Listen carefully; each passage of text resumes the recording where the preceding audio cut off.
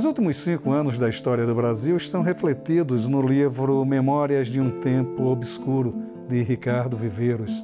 São tempos complexos, porque além das eleições presidenciais, tivemos pandemia, tivemos desilusões futebolísticas, enfim, um tempo complexo de um país complexo que precisava ser refletido. E é isso que faz o Ricardo Viveiros em seu novo livro, que reúne artigos que ele escreveu para a imprensa durante todo este período.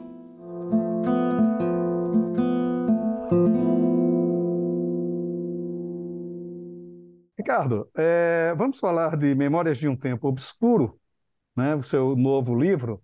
É um livro que nasce de uma maneira interessante, porque você mesmo classifica o livro de artigos, né, que foram escritos, artigos jornalísticos, que foram escritos para a mídia. Mas tem alguns artigos que eles acabam fugindo disso, né? Ele fica quase como uma crônica. Houve a intenção de fazer essa dubiedade entre o artigo jornalístico e a crônica, e o que diferencia esses dois gêneros? Eu sou jornalista há 56 anos e fiz um pouco de tudo. Trabalhei em rádio, TV, jornal, revista, agência de notícia, fiquei no exterior há muito tempo, enfim. E de um tempo para cá eu sou articulista em 2 jornais aqui de São Paulo, e depois que são publicados com exclusividade, os artigos são republicados em jornais de todo o país, nas capitais, no interior de cada estado, e também no exterior, em vários países. Eu reuni uma coletânea desses artigos dos últimos 5 anos, ou seja, desde a campanha eleitoral para a presidência da República, a penúltima, e os 4 anos do governo Jair Bolsonaro. E aproveitei, como é um livro que traz um pouco do meu pensamento a respeito de todas as coisas, da política, da economia, do meio ambiente, da educação, da cultura, da sociedade, enfim, eu intercalei os artigos de caráter político com fatos genéricos de assuntos distintos, desde o futebol até a ciência, etc., em momentos que aconteceram também ao longo desse período. Quer dizer, não podemos dizer que foi um período só de tragédia. Não, aconteceram coisas boas. Por exemplo, na pandemia, todos nós melhoramos. Nós aprendemos a ajudar em casa, a lavar a louça, porque a colaboradora não podia chegar, não podia vir, porque estava no confinamento. Nós aprendemos a fazer pequenos concertos, porque não podia vir o sujeito, o eletricista, o hidráulico, né? Enfim. Nós aprendemos a tirar o lixo na hora certa, a cumprimentar o lixeiro. Eu sempre fiz esse tipo de coisa, mas a grande maioria das pessoas aprendeu uma vida nova. O home office, por exemplo, foi uma novidade para todo mundo. Você tem que se adaptar, tem que aprender a lidar com aquilo. Então, há um lado positivo. Nós vamos falar, a pandemia matou 700 mil pessoas, é verdade, foi uma tragédia. Entretanto, nós, na pandemia, os que sobreviveram, e foram muitos, a maioria, nós aprendemos e melhoramos como seres humanos. Então, esse tipo de coisas, experiências, estão lá contempladas, né? Aspectos de coisas que aconteceram nesse período na cultura, no esporte,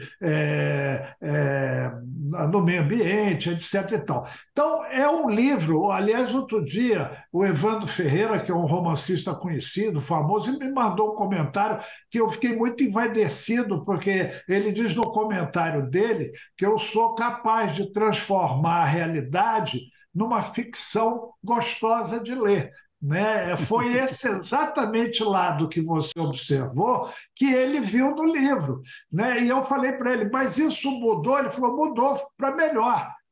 o livro ficou o que é grave, o que é ruim, o que a gente precisa estar atento para não acontecer de novo, mas também ficou ameno, porque você consegue tratar temas bicudos com delicadeza, né? E tratar alguns outros temas que não são bicudos. Então, é um livro gostoso de ler, né? Segundo ele, falou generosamente. Há também uma coisa que nos preocupa muito como jornalista, que é a questão da temporalidade. O artigo do jornal, ele sempre sofre daquele imediatismo, que já se dizia há muito tempo, né, que o artigo mais perecível que existe é o jornal, né, porque ele só dura 24 horas. Né? Então, quer dizer, como é a tentativa de manter uma permanência maior do texto jornalístico, para que ele até seja editado em livro? São fatos dos últimos 5 anos, perfeito. Só que, ao ler agora, fora da emoção do momento, seja o fato positivo ou o fato negativo, as pessoas têm um outro entendimento daquilo que aconteceu, daquilo que elas viveram, e o artigo traz aspectos que normalmente não eram observados. A minha preocupação como escritor, quando eu olho, e como jornalista também, né, quando eu olho o papel em branco, eu penso assim, o que eu vou botar responsavelmente nesse papel que eu provoque reflexão? Se o sujeito ler meu artigo e não refletir, e não buscar algum motivo para transformar sua vida, a sua atitude perante a sociedade, enfim, aí eu não cumpri minha missão. Então, como são artigos, todos eles, por exemplo, eu falo de frente ampla, que foi o que acabou elegendo o Lula. Não formal, mas uma frente ampla informal. Eu conto a história de todas as frentes amplas que aconteceram no Brasil e que nunca deram certo. E as que aconteceram na América Latina e que nunca deram certo. E talvez a do Lula tenha dado certo exatamente porque era uma frente ampla e informal. Então, esses registros, essas informações, esses detalhes, essas coisas são atemporais, porque vale para toda a vida, né? E você tem, então, ali um retrato daquele momento, fora da emoção daquele momento, as pessoas leem com mais tranquilidade, com mais vontade de prestar atenção, de entender, sem aquela coisa do sou contra, sou a favor, né? Estou de acordo, estou em desacordo. Aquela cultura do ódio que separou colegas de trabalho, vizinhos, colegas de escola, famílias, enfim. Né? Então, o sujeito vai ler com uma outra circunstância e vai prestar atenção nas informações que, vamos dizer, circunstanciam cada momento daqueles e vai refletir. O livro é absolutamente provocador. A famosa piada que circulou na internet, né? Mãe fulana de tal, devolva o amigo 3 dias depois da eleição. Essa dicotomia foi grave mesmo. Agora, uma coisa que me chamou a atenção no livro é o seguinte: o posicionamento pessoal, aquela imparcialidade que não existe, mas, enfim, a famosa imparcialidade jornalística foi posta de lado. Você bota os seus sentimentos, os seus, além das suas reflexões, que é o comum no jornalismo dessa coisa, você bota as suas emoções. Quer dizer, também como é que foi trabalhar isso? Eu, ao longo da minha vida, primeiro comecei como jornalista. Depois, o jornalista que eu sou ensinou o escritor que eu me tornei a escrever. O jornalista sempre teve compromisso com a verdade, com o fato, não com a versão do fato, não com a opinião. Enquanto eu fui repórter especial, subeditor, editor, chefe de reportagem, chefe de pauta, fechei capa, diretor de redação, toda a minha carreira na mídia, ela foi comprometida absolutamente com a imparcialidade, com a verdade. Depois, agora mais maduro, eu me tornei articulista. O articulista tem o direito de opinar. Esses artigos, todos eles, foram publicados em páginas de opinião dos grandes jornais brasileiros e de grandes jornais por vários países do mundo. Então, como articulista, eu me permito opinar. Agora, eu opino em cima do quê? Aí é outro fator do livro. Fatos concretos. Então, mais do que uma opinião, é até uma indagação. Você não acha que pode ter acontecido isso? Você não acha que é melhor ter acontecido aquilo? Isso está subliminarmente nas opiniões, quando eu dou opinião nesses artigos, autorizado pela condição de articulista e publicando nas páginas exatamente de opinião dos jornais. Agora, o mesmo artigo de jornal, ele é escrito no que, em tempos muito idos, se chamava de o calor da hora. Quer dizer, refletir sobre o fato que aconteceu ontem e em meia hora, porque o jornal tem que ir para a gráfica, tem o tempo e tal. Essa urgência do jornalismo, ela, de certa forma, pode prejudicar o texto ou pode tornar o texto menos denso, menos reflexivo do que sonha o articulista? Depende muito. Eu perdi um filho de 26 anos e uma netinha de 7 meses. Esse filho casado, 3 filhos, casa, a família bem colocada, as crianças estudando. Ele era chargista, cartunista, trabalhava em jornais, era ilustrador para várias editoras de livros didáticos, de livros literários, etc. E tal, moço correto, normal e tal. Sujeito bêbado, de noite, na chuva, avançou um semáforo e pegou o carro dele, bateu, jogou dentro da farmácia, eu perdi o filho e a neta. Eu escrevi um texto, e esse texto não foi o jornalista nem o escritor, foi o cidadão Ricardo Viveiros falando da perda do filho e da neta. Esse texto ficou famoso, foi republicado exaustivamente, continua sendo republicado, é uma espécie de uma crônica, né? Mas onde eu mostro com transparência, sem esconder nada, a dor de perder um filho que é contra a lei da natureza, né? Então, tinha e tem emoção nesse texto, porque não era nem o jornalista, nem o escritor, era o cidadão que perdeu o filho e a neta. Então, a vantagem desses meus artigos quanto à questão da emoção, da temporalidade, que você muito bem colocou, a gente vive uma faca aqui, a pressão do tempo, né? Eu costumo dizer que nós temos 2 tipos de pressão. Uma é do tempo e a outra é do espaço. Às vezes você quer explicar melhor, circunstanciar melhor, incluir uma informação, vem a tesoura porque você está ali em 3.300 toques, em 1.500 toques, em 200... É sofrido. São 2 ditaduras que a gente tem, né? A de controlar a emoção, porque você é ser humano. Eu cobri guerra, eu cobri incêndio, eu cobri desabamento. Você não tem como não se emocionar. Você é um cidadão, um ser humano, né? Mas você tem que manter o distanciamento, manter a isenção. Você está ali como repórter para transmitir fato, verdade, né? Não versão e não opinião sobre aquilo. Então, a minha vantagem como articulista é que eu não escrevo diariamente. Então, esses meus textos publicados nesse livro foram textos que eu vi, senti, refleti, pesquisei, apurei, informei, ouvi pessoas. Eu fiz um trabalho jornalístico de quem vai fazer uma reportagem. Todo o detalhamento. E aí, depois eu parei, escrevi, ainda me dei o luxo de, por 2, 3 semanas, às vezes, ficar relendo, melhorando, arrumando, e etc. e tal. Então, eles foram no momento, mas não foram no calor do momento. Então, o cidadão ficou distante do jornalista que pôde escrever comprometido com o fato.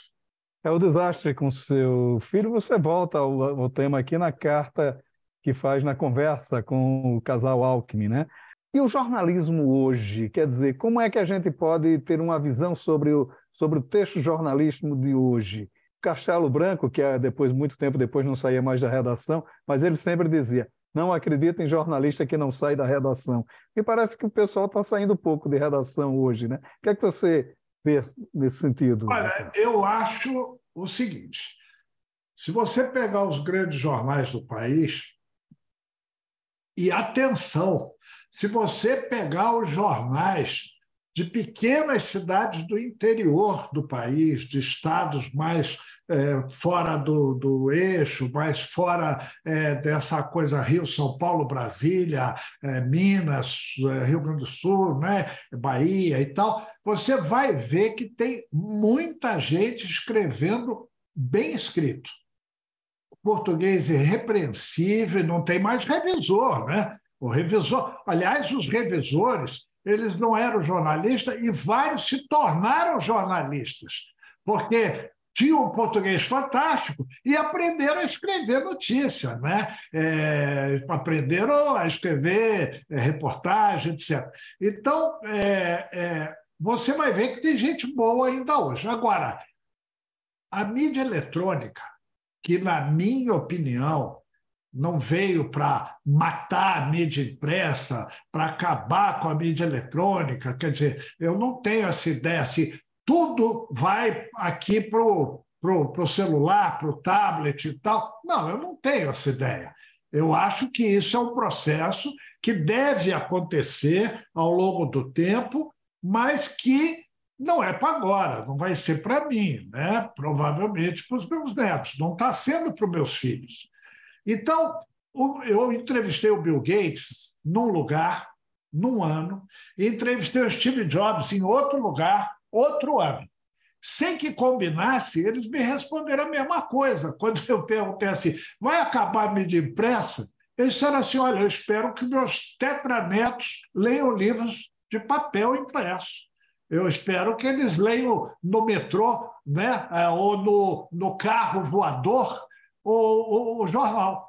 Então, se eles, que são os grandes pais dessa coisa revolucionária que é a internet, que eu continuo entendendo que veio para o bem, que é uma modernidade que a gente precisa aprender a aceitar e aprender a usar. Eu me lembro, eu trabalhava no jornal grande, quando tiraram a máquina de escrever e veio o computador, foi uma tragédia. Teve cara que chutou tudo, foi embora para casa. Né? Colega nosso que não aceitava trabalhar com aquilo lá de jeito nenhum. Né? Ele se perdia. Ele queria botar o papel, ficar arrumando o papel, rodando. Né? O cigarro, a mesma coisa. Quando proibiram o cigarro, foi uma tragédia. O cara parou de pensar, porque não tinha o cigarro, para ele bater o maço, para ele abrir o maço, para ele fazer um lacinho com fio que abre ali o maço, para ele tirar o cigarro e ficar batendo. Então, aquilo ajudava a pensar. Então, botar o papel na máquina, acertar o papel, né? Puxar o papel, rasgar o papel, às vezes, aquilo tudo ajudava a pensar. Era uma muleta que a gente tinha. Um Veio o ritual. computador, acabou isso tudo e tal. Então, o grande problema da internet é que eles inventaram uma outra língua. Se quando o revisor caiu no jornal e na revista e piorou a qualidade do texto, na internet ele é uma tragédia. É difícil receber alguma coisa pelo Zap, é difícil receber alguma coisa postada nas mídias sociais que não tem um monte de erro de português, e tem coisa assim, frase truncada, porque agrava, porque você tem o corretor te atrapalhando, você tem erro de digitação e você tem o erro do sujeito que escreve errado. Então, tem hora que você não entende. Você lê aquilo, você fala, o que o cara quer me dizer? O que ele está tentando me dizer? Então, nesse aspecto, nós precisamos evoluir o conteúdo. A forma é fantástica. Você imagina, nós estamos aqui, você põe no ar e vai para o Japão, vai para a China, vai para o mundo inteiro online. É sensacional. Agora, se você e eu não formos pessoas que tenham uma conversa que rende, uma conversa fundamentada em algum assunto que a gente tem consciência dele, que a gente sabe falar sobre ele e tal, O sujeito que assiste acha absolutamente desinteressante, não entende, sai daqui e não guarda nada. Então, o texto da internet é 90% molecagem, de uma criatividade. Eu acho que esses caras deviam todos irem trabalhar. Se eu tivesse uma agência de publicidade, tem cara aí que eu ia identificar quem criou o meme, ia lá e contratar o cara com alto salário, porque o cara é gênio. Agora, esse pessoal fica brincando com isso, e aí o resíduo, o recall é zero. Né? E a gente sempre entendeu, pessoal, devo ser mais velho que você, mas o pessoal da minha geração, da sua geração, sempre entendeu que comunicação é levar uma mensagem a alguém que a pessoa entenda, não é verdade? Se eu estou te desejando bom dia, é porque eu quero que o seu dia seja bom. Então, eu preciso dizer, escrever, sinalizar isso de uma maneira direta, clara, objetiva. Né? Eu trabalhei com o caso do Monte de Andrade, ele dizia assim, olha, vocês, moços, querem mostrar que sabem, querem mostrar que têm competência. Aí vocês escrevem lá a crônica, o artigo, bota lá peremptório, inexorável, axioma. O leitor não quer isso. O leitor quer entender o que você quer falar, ele não quer ir buscar no dicionário. Ele quer ler e entender a mensagem, com princípio, bem fim, clareza total. Então, quanto mais claro você for, melhor você comunica. A comunicação só tem sentido se o emissor for entendido pelo receptor, né? Agora, Memórias de um Tempo Obscuro, você já ficou tentado a escrever ficção, ou como o nosso o Fernando Moraes, ele disse que a realidade é tão absurda que ele não precisa ficcionar nada, tudo já está ali para que ele delire, né? Qual a sua visão sobre isso, Ricardo? Olha, eu vou te contar uma coisa muito particular. Eu tive a oportunidade de conviver com grandes escritores do Brasil e do exterior. Eu morei 8 anos fora e tal. Então, eu ouvi isso que eu vou te contar, eu ouvi em diferentes momentos, do Jorge Amado, do Borges, do Gabriel Garcia Marques e tal. Não existe ficção, é tudo verdade. Então, esses grandes escritores, eles saíam por aí com um bloquinho e uma caneta, ouvindo história no bordel, no Cais do Porto, na fábrica, no ônibus, na praia. Eles andavam por aí com os pescadores, ouvindo história. O que é ficção é que eles pegavam essas diferentes histórias e construíam num roteiro só, e iam emendando as histórias de maneira coerente, inteligente, tal. Aí era a parte ficcional. Né? O Fernando Moraes, que diz muito bem isso, aqui está nesse livro aqui, Os Absurdos de 5 anos passados. Então, o prefaciador, o professor o professor Martins, né, que é um ilustre escritor premiado, livre docente da USP, enfim, ele diz aqui no livro, é curioso, né? Ele fala... José de Souza Martins. José de Souza Martins, ele diz aqui, somos um povo que não estranha o que é anômalo e bizarro, não estranha ser feito de bobo, ser usado, ser enganado, ser menosprezado. Ricardo Viveiros vive estranhando tudo, e comenta, e conta. Né? Então, esse tipo de coisa me dá assim, uma certeza de que é importante a gente ter consciência da questão do que seja a realidade e do que seja a ficção. Embora, às vezes, a realidade pareça ficção, e a ficção nos remeta à realidade, porque ela é fundamentada. O que é a inspiração do romancista? É baseada na realidade, é alguma coisa que ele sentiu, viu, observou e tal. E eu escrevo poesia, eu tenho livros de poesia, eu tenho livros para criança, livros infantis, tem um livro meu que é um livro de muito sucesso, chama-se O Poeta e o Passarinho, que é uma história delicada, bonita, interessante. Enfim, essa luta do jornalista e do ficcionista é outra luta sofrida, porque quando eu estou fazendo jornalismo, mesmo que eu tenha um estilo literário, eu tenho um compromisso com a verdade. Agora, quando eu estou fazendo ficção, eu posso viajar, né? Eu no sonho, na É isso. inspiração. Tá ótimo. Ricardo, muito obrigado pela sua participação aqui no Leitura. Sucesso para o livro. Muito obrigado.